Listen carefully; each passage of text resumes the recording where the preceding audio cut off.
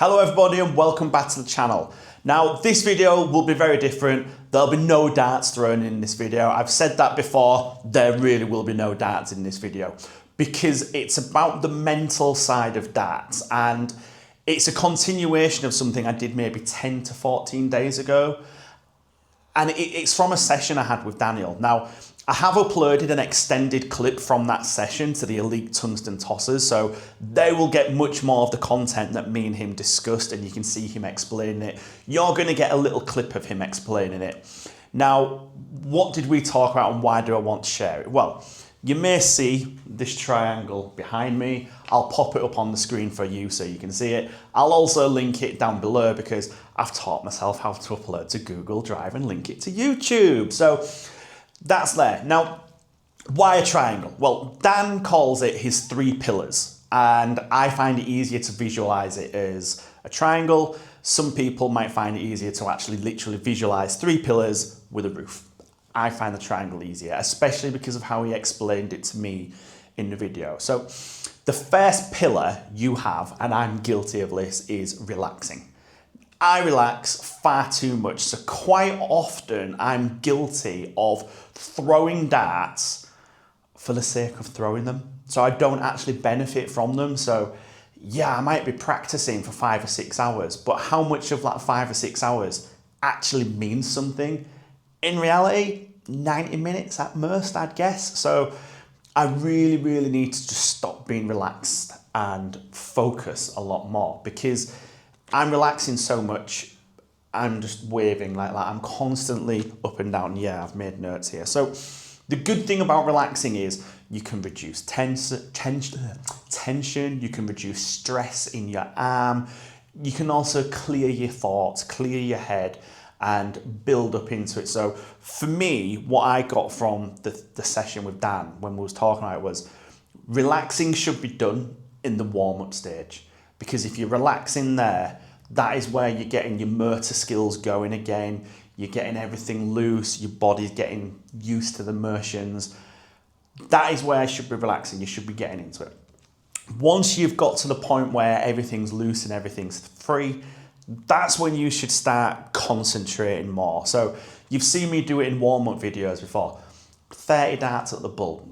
Don't have to hit the bull, but it's just about getting the mechanics correct. So while I'm filming this is actually helping me get my own thought process because it's probably 4 days since I had that session with him since filming this. So yeah, breathe in, keep calm, be relaxed, get loose.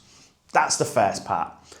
The second part is concentration. This is where I fall down. Now, if I'm playing somebody who's better than me and I know they're better than me, okay, you know that, but you want to beat them. If you beat them, you instantly just get like, you just feel much better, don't you? And you generally perform better when you're concentrating. So you've got to be relaxed. So I'm going to use it on the center line here. You've got to be relaxed, but if you're so relaxed over here, you're not concentrating. So your throw means less in the game. So I need to tune in and be like more in the moment, making it mean something to be concentrated and be with it.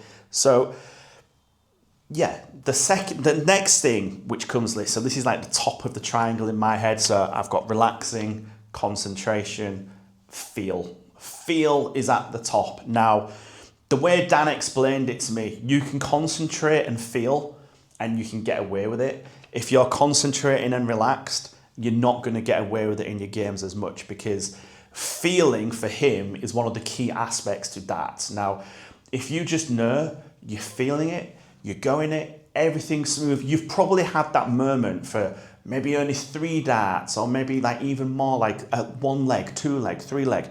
I've had it for 3 legs, so I know I can do it. But then I'll get a 26 and that feeling just goes from being right, everything perfect in the middle to concentration's gone, don't have the feeling, I'm relaxed, but at the same time I'm angry. Gone to pot. Everything has gone. So yeah, the big thing for him is you need to feel in the moment, you need to be concentrating. And if you get that, you'll see in the triangle here, you'll see in the triangle on the screen that I've shown you. I've put a 4th one, and that is called the zone, the purple patch. I've even coloured it purple. It might be blue on the picture, but it's purple, okay? I've hit that purple patch. I hit it the other day. I had legs of 21, 24, 25. I can find it. It's just doing it more consistently and staying in there. So when I'm playing now, I'm actually trying to use these 3 different triangles, these 3 different elements to help me get into the purple patch. Now, something else that I started doing maybe 2 days ago, again, it was after the session with Dan, and he said something about visualization. Now, I have talked about visualization before, but I've also started listening to a new audiobook, and in the audiobook, he's talking about LeBron James and how he made LeBron better. Okay, he had to work hard to get it, but one key thing was visualization. It was picturing himself doing it. So what I've done, and again, this will be attached below for you, I've actually got ChatGPT to generate a script for me. And I've been running through this script a few times in my head to the point where I don't need the script anymore. But if any of you do know how to convert text into audio with a nice turn to it, actually, I don't want a robotic one, I would appreciate that, or just let me know how to do it and I'll give it a try. But yeah, the visualization aspect of it, it's not just seeing you throw and throwing it and getting what you want. It's stepping into position. You get your feet where you need them. Everything feels loose. You might start hearing some things which sound like the triangle here. Your feet are in position, you're loose, you're looking at the target. You then imagine yourself picking up the dart, getting your elbow and your arm into the correct position.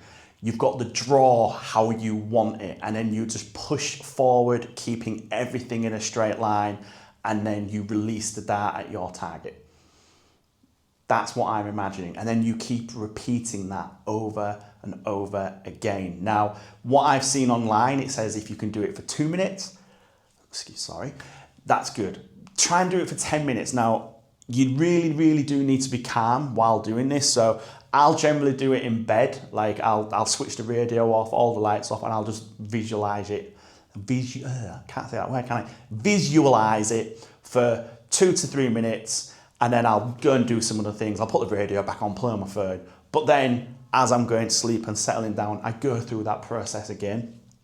I can't say how much it is helping me right now, but it's something I'm going to try and make time for every single day to do at least 2 or 3 times. So yeah, have a look at the scripts. Let me know what you think of it. I'll also share the link for the audio book if I can find, or the title of the book, sorry, because I've only maybe listened to about 1 hour, but I'm really, really enjoying it at the moment.